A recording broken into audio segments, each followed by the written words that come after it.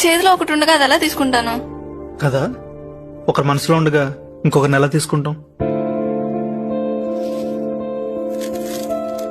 చూద్దాంలే.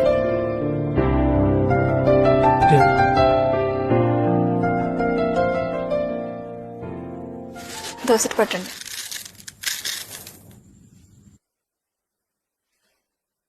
ఇప్పుడు తాగండి.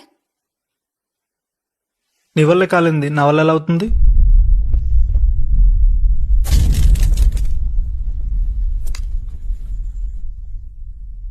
ఇప్పుడు తాగండి.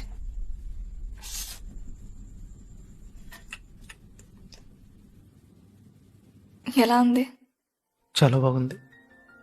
చూసారా, కొంచెం కష్టమైనా ఆస్ట్రేలియన్ భారాన్ని వదులుకుంటే ఎంత మధురమైన అనుభూతి వచ్చిందో. జీవితం కూడా అంతే అండి. ఆస్ట్రేలియన్ బాధల్ని జ్ఞాపకాల్లో మోయడం మానేస్తే ఆనందం పక్షుల్లా తిరిగి వస్తుంది.